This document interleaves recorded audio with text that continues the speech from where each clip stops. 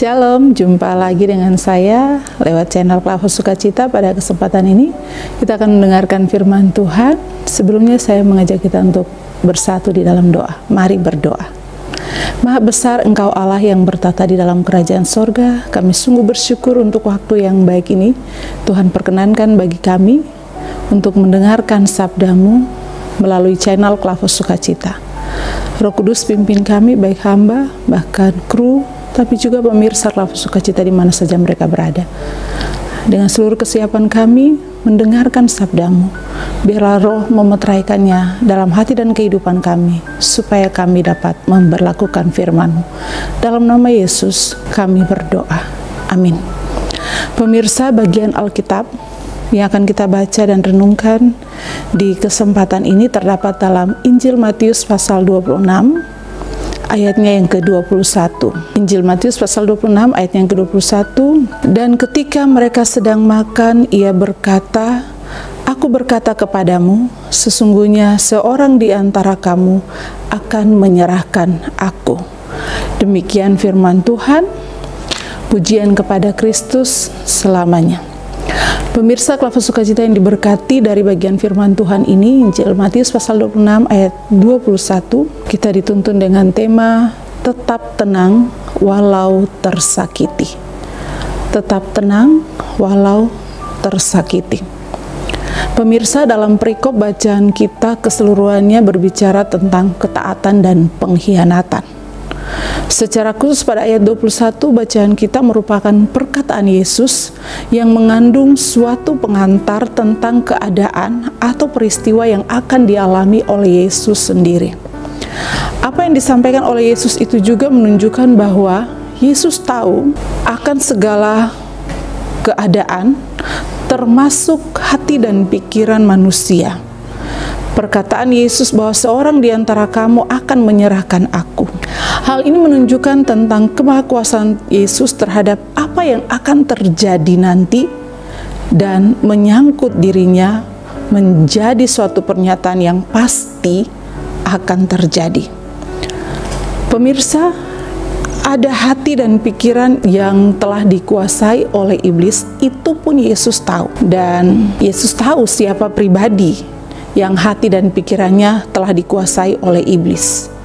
Dan orang tersebut adalah salah satu dari murid-muridnya, orang terdekat, orang yang hari-hari bersama dengannya, tetapi karena ketamakan sehingga melakukan pengkhianatan.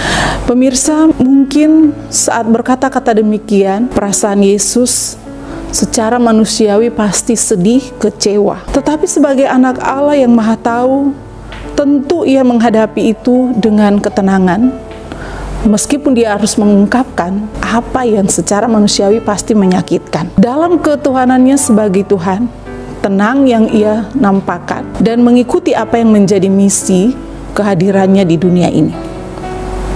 Pemirsa Klavos Sukacita yang diberkati, ketika kita tahu akan ada pengkhianatan sebelum hal itu terjadi, mungkin kita sudah mempersiapkan segala sesuatu atau mempersiapkan cara untuk menghadapi orang yang berkhianat. Dan pastinya kita tidak terlalu kecewa atau sedih.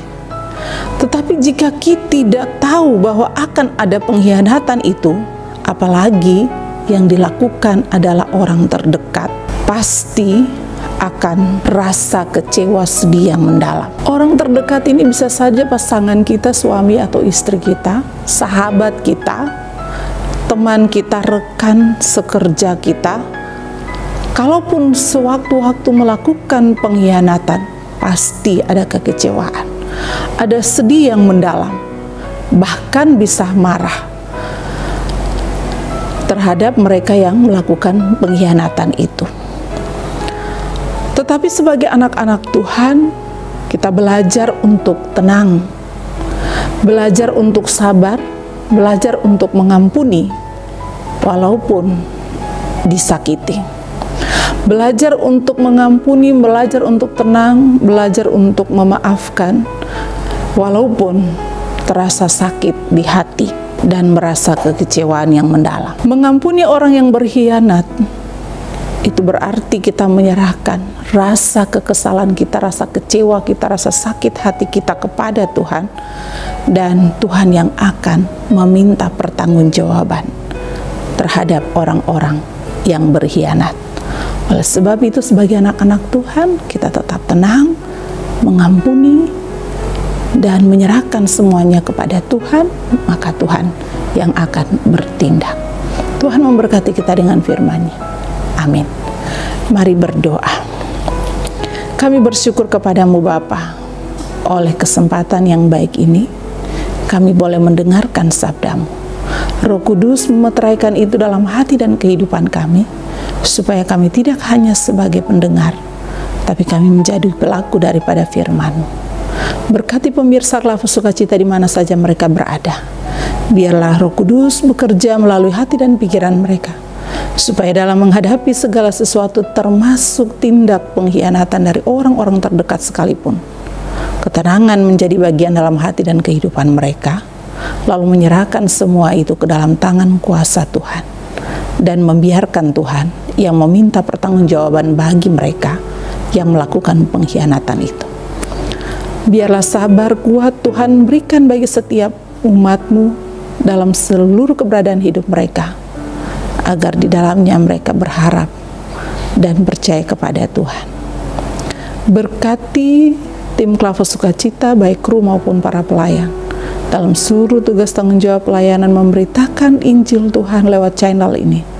Pribadi mereka, keluarga mereka diberkati, agar lewat channel Klafus Sukacita, setiap jiwa dikenyangkan oleh kebenaran firman Tuhan, lalu memuliakan nama Tuhan. Dalam nama Yesus, firman yang hidup, sumber segala kehidupan kami bersyukur dan berdoa kepadamu ya Bapa di sorga. Amin. Shalom, Tuhan memberkati kita.